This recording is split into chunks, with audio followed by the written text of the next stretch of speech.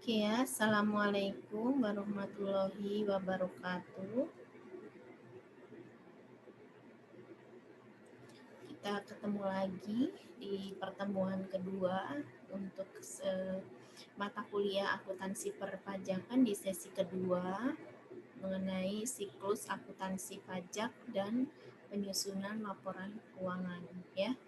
Nah, sebelumnya di sesi pertama Ibu barusan sudah menyampaikan, kemudian kita lanjutkan terkait dengan penyusunan laporan keuangan seperti apa ya. Nah, ini sebenarnya Ibu mengulas kembali, mungkin sebelumnya Anda ada yang sudah pernah memahami atau sudah mempelajarinya bersama-sama ya. Baiklah, kita lihat terkait dengan penyusunan laporan keuangan. Kita bisa lihat ya dari slide yang Ibu sudah sampaikan sebelumnya. Kita lanjutkan.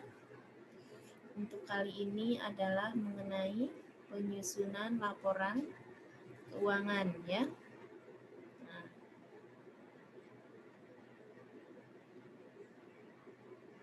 di sini ya. Penyusunan laporan keuangan ya. Di sini tentu kita tahu ya bahwa setiap wajib pajak itu diwajibkan tentunya untuk menyusun SPT pajak akhir tahun ya kan. Nah, di sini tentunya baik wajib pajak orang pribadi maupun badan ya, orang pribadi jika dia memang melaksanakan pembukuan maka diwajibkan untuk menyusun SPT pajak penghasilan setiap akhir tahun ya. Tentunya harus ada laporan keuangan jika memang dia adalah dengan cara pembukuan gitu maksud Ibu. Kemudian SPT harus disampaikan dengan benar ya tentunya, kemudian jelas dan lengkap serta harus ditandatangani oleh direksi dengan melampirkan laporan keuangan komersial badan usaha tersebut ya. Jadi walaupun nanti kita ada laporan keuangan komersial dan fiskal, tetapi laporan komersial yang sebelum dilakukan rekonsiliasi fiskal itu tetap harus kita lampirkan ya. Ini salah satu syaratnya seperti itu. Nah, kemudian di sini tentunya SPT PPH itu disusun dengan menggunakan bahasa Indonesia, kemudian mata uang rupiah ya menurut aturan pajaknya. Kemudian, dalam setiap penyampaian SPT PPH Badan, laporan keuangan adalah dokumen yang dilampirkan ya sebagai sumber data pada SPT PPH Badan tersebut ya. Jadi ini laporan keuangan memang wajib ya. Salah satunya ketika kita akan melaporkan SPT tahunan itu wajib untuk melaporkan atau melampirkan laporan keuangan. Nah, di sini Ibu ada menyampaikan mengenai perbedaan laporan keuangan komersial dan laporan keuangan fiskal seperti apa, ya kan? Nah, di sini kita akan melihat dari beberapa aspek tentunya. Yang pertama dari sisi aspek pengguna. Nah, dari sisi aspek pengguna, kalau SPT PPH Badan itu adalah penggunanya Fiskus. Ya, Fiskus itu adalah berarti pajak ya. Nah, kemudian kalau laporan keuangan dari sisi pengguna siapa saja? Nah, di sini tentunya berbagai pengguna seperti pemegang saham ya, juga bisa kreditur ya, kemudian karyawan, manajemen, fiskus, regulator dan masyarakat. Nah, itu ya. Nah, kemudian kalau dari sisi informasi SPT PPH Badan tentunya bersifat rahasia ya. Nah, kemudian kalau laporan keuangan dapat digunakan oleh umum ya. Nah, kemudian dari sisi aspek pedoman penyusunan. Nah, kalau SPT PPH Badan yaitu berpedoman pada Undang-Undang Perpajakan tentunya dan kemudian juga terhadap peraturan pelaksanaan lainnya ya, bisa juga peraturan Dirjen Pajak, peraturan Menteri Keuangan ya, dan peraturan pelaksanaan lainnya. Nah, kalau laporan keuangan di sini tentunya harus berdasarkan prinsip akuntansi yang berlaku yang terdiri dari kerangka dasar penyusunan ya. Kemudian penyusunan laporan keuangan tentunya ya. Kemudian pernyataan standar akuntansi keuangan IPSAK ya. Interpretasi atas dasar akuntansi keuangan ISAK, kemudian peraturan pemerintah untuk industri ya, kemudian IFRS, kemudian standar akuntansi keuangan negara lain ya, jika itu memang memungkinkan. Nah, kemudian selanjutnya kita lihat dari aspek mata uang pelaporan.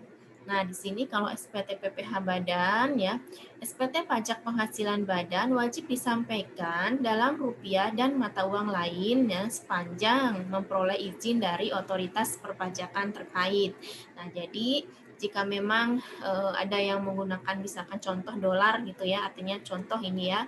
Nah, itu sepanjang memang mendapatkan izin dari otoritas perpajakan itu tidak masalah gitu ya. Nah, tetapi kalau tidak mendapat atau tidak memperoleh izin itu tidak diperkenankan. Jadi harus disampaikan dalam rupiah ya, itu ya. Kemudian laporan keuangan ya. Laporan keuangan dapat disusun dengan menggunakan mata uang lain selain rupiah. Ya, jika laporan keuangan disajikan dalam mata uang fungsionalnya, laporan keuangan tersebut harus terlebih dahulu diukur kembali. Nah, seperti itu ya. Itu dari keempat aspek pengguna sifat informasi, pedoman penyusunan, kemudian mata uang pelaporan ya. Kemudian kita lihat dari aspek apalagi di sini yaitu dari aspek dasar pencatatan transaksi ya. Yang pertama, jika SPT PPh Badan itu tentunya transaksi itu dapat dicatat ya dan dilaporkan apabila memenuhi syarat-syarat dan ketentuan perpajakan. Ya. Nah, transaksi dicatat dengan mengutamakan hakikat formal atau hukum ketimbang substansinya. Nah, sedangkan laporan keuangan di sini transaksi dicatat dengan asas substance over form. Berdasarkan asas tersebut, nah di sini pencatatan dan pelaporan dilakukan dengan mengutamakan ya tentunya substansi ekonomi ketimbang hakikat formal atau hukum ya. Seperti itu. Kemudian kita lihat satu lagi dari aspek batas waktu penyampaian. Ya, di sini tentunya untuk SPT PPh Badan itu wajib disampaikan selambat-lambatnya 4 bulan. Ya, 4 bulan misalkan masanya adalah tahun 2020, maka paling lambat adalah April tahun 2021 ya. Ini SPT PPh Badan ya. Kemudian melakukan perpanjangan masa penyampaian paling lama 2 bulan. Ya, sebagaimana tentunya diatur di dalam Undang-Undang Nomor 28 Tahun 2007 tentang perubahan ketiga atas Undang-Undang Nomor 6 Tahun 83 tentang ketentuan umum dan tata cara perpajakan pasal 3 ayat 4. Nah, saat ini adalah tentunya KUP itu ada di Undang-Undang Nomor 16 Tahun 2009 ya. Kemudian terkait dengan laporan keuangannya berdasarkan Undang-Undang Nomor 40 Tahun 2007 tentang perseroan terbatas pasal 66 ayat 1 di situ disebutkan bahwa direksi menyampaikan laporan keuangan kepada RUPS setelah ditelaah oleh Dewan Komisaris dalam jangka waktu paling lambat 6 bulan setelah tahun buku perseroan berakhir. Nah, jadi di sini kita sudah bisa melihat beberapa perbedaan laporan keuangan komersial dengan laporan keuangan fiskal yang dilihat dari 6 aspek seperti itu ya. Nah, kemudian di sini di dalam laporan keuangan yang kita lampirkan tentunya di dalam pelaporan SPT PPh Badan itu harus memenuhi beberapa item ya, di antara yang pertama adalah daftar laba rugi komprehensif ya, harus ada income statement-nya. Nah, itu. Nah, di sini tentunya berbicara laporan laba rugi ya kan. Nah, itu kita sudah tahu bahwa laporan laba rugi itu adalah untuk menyajikan ya laporan laba rugi suatu periode tertentu. Tentunya ini adalah untuk menunjukkan apa? Menunjukkan kinerja keuangan tentunya selama periode tersebut ya. Nah, kemudian selain itu adalah analisis beban dapat disajikan ya kan? Nah, tentunya ini berdasarkan fungsi atau berdasarkan sifat beban, ya. Nah, kemudian di sini ya juga pos luar biasa tidak diperkenankan, ya kan? Nah, di sini ya. Nah, kemudian ya, bentuk laporan laba rugi yaitu entitas menyajikan suatu analisis beban dalam suatu klasifikasi tentunya berdasarkan sifat atau fungsi beban dalam entitas. Jadi mana yang memberikan informasi tentunya yang lebih andal atau relevan.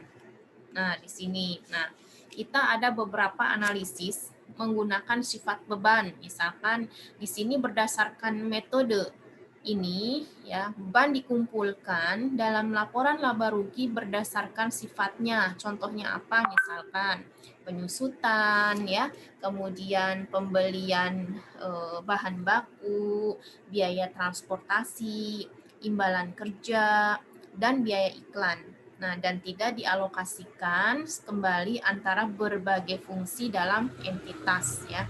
Kemudian ada analisis menggunakan fungsi beban. Nah, di sini contohnya ya, biaya aktivitas distribusi atau aktivitas administrasi. Nah, jadi di sini tentunya sekurang-kurangnya entitas harus mengungkapkan biaya penjualannya terpisah dari beban lainnya.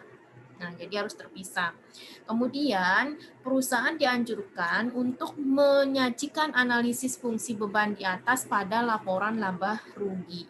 Seperti itu. Nah, kemudian selain ada tadi analisis ya, kemudian juga di dalam laporan laba rugi itu juga ada penghasilan ya. Jadi ada akun penghasilan ya, ada akun penghasilan, ada akun beban ya kan. Nah, di sini tentunya kita tahu bahwa penghasilan atau income ya adalah kenaikan manfaat ekonomi selama periode pelaporan dalam bentuk arus kas, dalam bentuk arus masuk, maaf ya, atau peningkatan aset ya, atau penurunan kewajiban yang mengakibatkan tentunya kenaikan ekuitas ya yang tidak berasal dari kontribusi penanaman modal, ya kan? Nah, di sini tentunya penghasilan atau income ini meliputi pendapatan dan keuntungan ya. Jadi yang pertama kalau misalkan pendapatan itu adalah penghasilan tentunya yang timbul dalam pelaksanaan aktivitas entitas yang biasa dan dikenal dengan sebutan kita sebut sebagai penjualan ya kan. Kemudian ada imbalan bunga, kemudian ada imbalan, ada bunga, ada dividen, ada royalti, dan ada sewa. Ya, itu juga termasuk dalam pendapatan. Nah, bagaimana keuntungan? Nah, keuntungan mencerminkan pos lainnya yang memenuhi definisi di sini adalah penghasilan namun bukan pendapatan. Nah, di sini ketika keuntungan itu diakui dalam laporan laba rugi biasanya disajikan secara terpisah karena pengetahuan mengenai pos tersebut biasanya berguna untuk tujuan pengambilan keputusan ekonomi ya. Nah, selanjutnya di akun beban ya. Di akun beban di sini ya. Beban mungkin Anda sudah tahu ya bahwa yang namanya beban atau expense itu ya penurunan manfaat ekonomi ya tentunya selama periode pelaporan. Nah, di sini tentunya dalam bentuk arus keluar ya atau penurunan aset. Nah, atau terjadinya kewajiban yang mengakibatkan penurunan aset yang tidak terkait dengan distribusi kepada penanaman modal. Nah, di sini ada beban mencakup kerugian dan beban yang timbul dalam pelaksanaan aktivitas entitas yang biasa. Nah, di sini beban yang timbul dalam pelaksanaan aktivitas entitas yang biasa meliputi misalkan ya ada beban pokok penjualan ya, kemudian upah, kemudian penyusutan.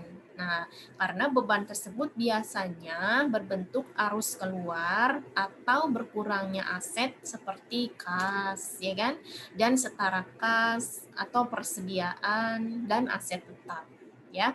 Nah, kemudian di sini ada kerugian mencerminkan pos lain yang memenuhi definisi beban yang mungkin atau mungkin tidak atau timbul dari pelaksanaan aktivitas entitas yang biasa. Nah, di mana ketika kerugian diakui dalam laporan laba rugi, di sini biasanya disajikan secara terpisah karena pengetahuan mengenai pos tersebut berguna untuk tujuan pengambilan keputusan ekonomi. Ya. Nah, di sini. Nah, di sini ada beberapa akun-akun rugi laba terkait dengan akuntansi perpajakan. Ya, jadi sini yang pertama adalah ada beban PPH ya, income tax expense ya. Kemudian ada juga PBB ya, pajak bumi bangunan, kemudian BPHTB. Nah, itu akan muncul dalam beban di laporan laba rugi.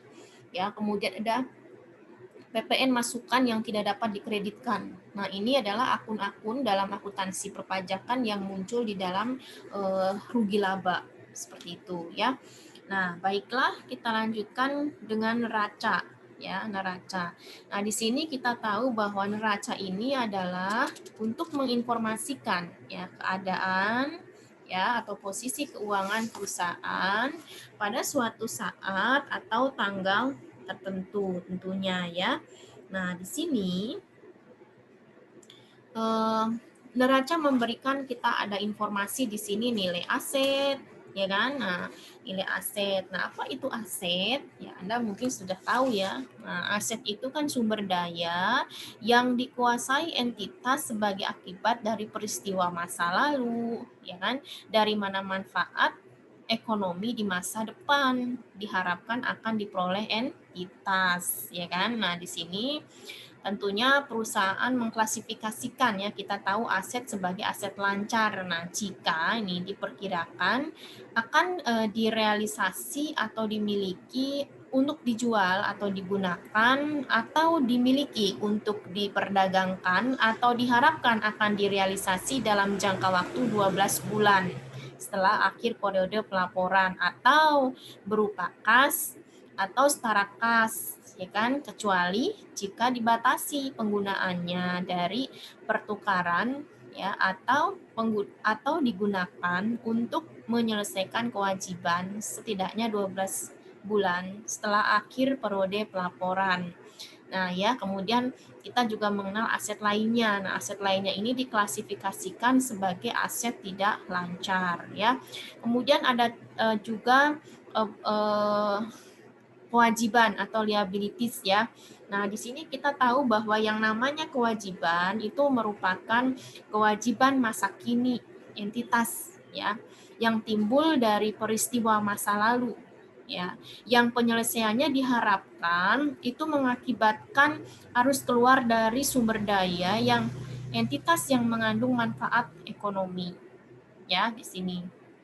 Nah, tentunya di sini ada kewajiban, kita kenal dengan kewajiban jangka pendek. Nah, di sini perlu kita sudah tahu mungkin ya. Nah, jika diperkirakan akan diselesaikan atau dimiliki untuk diperdagangkan, ya kan? Atau kewajiban akan diselesaikan dalam jangka waktu 12 bulan setelah akhir periode pelaporan atau entitas tidak memiliki hak tanpa syarat untuk menunda penyelesaian kewajiban setidaknya 12 bulan setelah akhir periode pelaporan, itu disebut dengan kewajiban jangka pendek. Nah, nanti perusahaan juga mengklasifikasikan semua kewajiban lainnya yang kita kenal sebagai kewajiban jangka panjang ya. Nah, kemudian di neraca juga ada ekuitas ya atau modal. Nah, di sini kita tahu bahwa ekuitas adalah hak residual atas aset entitas ya setelah dikurangi semua kewajiban ya. Nah, di sini di dalam kelompok ekuitas sendiri itu ada modal dasar ya, modal di store, tambahan modal di store ya kan, ada agio, kemudian ada saldo laba dan keuntungan atau kerugian yang diakui langsung ke dalam ekuitas ya. Nah, itu adalah neraca ya, balance sheet atau laporan posisi keuangan. Nah, di sini kita lihat di dalam akuntansi perpajakan untuk akun-akun di neraca ya terkait dengan akun-akun akuntansi perpajakan. Nah, di sini kita di posisi aset itu nanti ada pajak dibayar di muka ya atau prepaid tax Nah, di sini ya. Kemudian ada prepaid tax ya, ada terkait dengan PPh pasal 22, 23, 24, 25 ya. Kemudian ada juga prepaid tax terkait dengan PPN masukan. Nah, biasanya ini ketika terjadi lebih bayar di akhir periode ya, misalnya di Desember itu akan muncul PPN masukan di sebelah aset kalau posisinya lebih bayar. Nah, kemudian di posisi kewajiban itu akan muncul utang pajak. Nah, utang pajak ini bisa berupa PPh pasal 21, 22, 23, 26, 29, ya kan? Nah, kemudian bisa juga muncul PPN keluaran jika posisinya adalah kurang bayar ya di perusahaan tersebut. Nah, ini. Jadi nanti Anda akan menjumpai akun-akun di dalam neraca terkait dengan akuntansi perpajakan, diantaranya adalah mengenai prepaid tax ya, dan ini juga terkait dengan kewajibannya seperti itu ya. Nah, baiklah, di sini tadi Ibu sudah menyampaikan ya mengenai rugi laba juga sudah. Nah, kemudian ini sudah ya. Nah, di sini adalah mengenai laporan arus kas ya, laporan arus kas ya. Tadi laporan neraca sudah, kemudian laporan arus kas ya. Nah, di sini apa itu laporan arus kas tentunya ya. Nah, di sini laporan arus kas itu menginformasikan sumber dan penggunaan kas selama periode berjalan ya. Nah, kemudian informasi menggambarkan arus kas yang berasal dan digunakan tentunya di sini ada untuk arus operasi, arus investasi, dan arus pendanaan ya. Di sesi pertama Ibu sudah sedikit menyinggung mengenai laporan arus kas. Nah, kemudian di sini perlu diinformasikan di sesi 1 juga Ibu sudah menyampaikan bahwa untuk aktivitas operasi itu hanya disajikan secara tidak langsung. Tentunya ini menggunakan metode tidak langsung ya kan. Nah, terkait dengan pajak penghasilan itu diungkapkan terpisah ya kan sebagai aktivitas operasi. Nah, kecuali ya dapat secara spesifik diidentifikasikan sebagai aktivitas investasi atau pendanaan ya. Nah, di sini Ibu sudah menyampaikan juga di awal sebelumnya ya, bagaimana arus kas dari aktivitas operasi begitu ya. Nah, Ibu ulas sedikit kembali. Kalau arus kas dari aktivitas operasi, kalau dalam metode tidak langsung ya, itu arus kas neto dari aktivitas operasi ditentukan dengan menyesuaikan laba atau rugi dari dampak apa saja ya kan. Yang pertama adalah dari perubahan persediaan dan piutang usaha tentunya ya, serta utang usaha selama periode berjalan ya. Nah, kemudian pos non kas ya, pos non kas ini seperti penyusutan, penyisihan, dan keuntungan dan kerugian valuta asing yang belum direalisasi. Kemudian selain itu juga semua pos lain tentunya yang berkaitan dengan arus kas investasi atau pendanaan ya, itu adalah arus kas dari aktivitas operasi. Nah, bagaimana arus kas dari aktivitas investasi ya? Nah, di sini mencerminkan pengeluaran kas sehubungan dengan sumber daya yang bertujuan untuk menghasilkan pendapatan dan arus kas masa depan.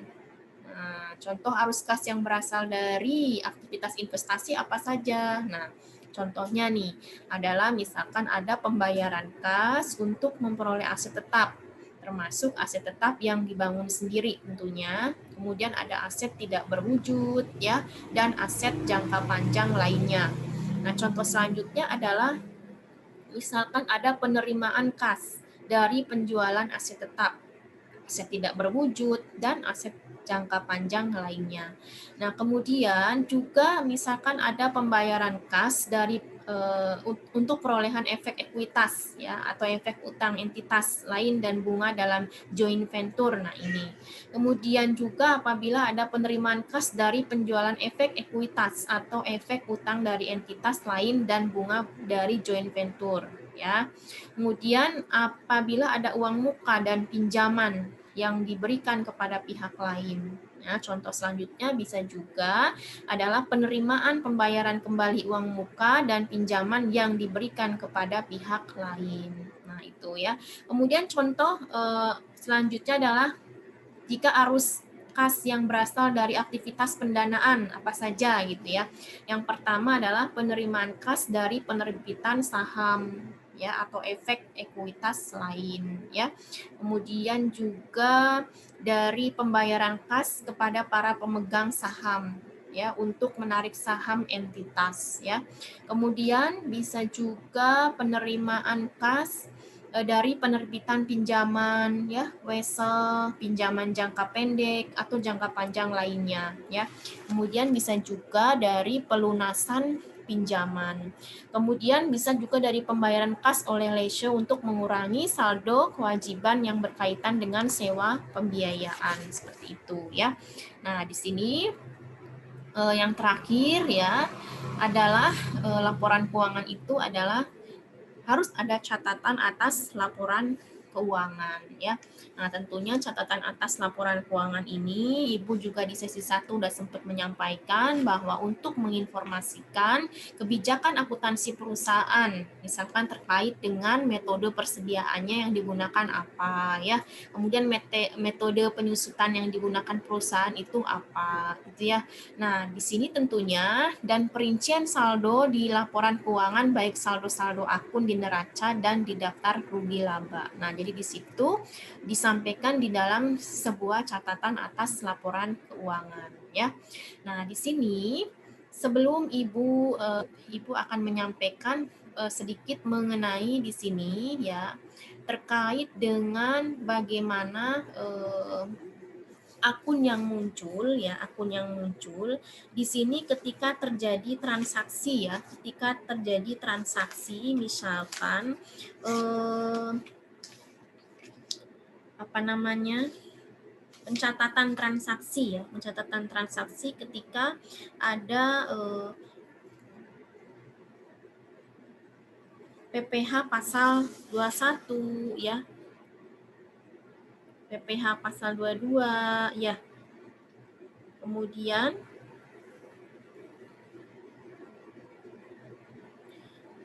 di dalam sisi juga misalkan pencatatan untuk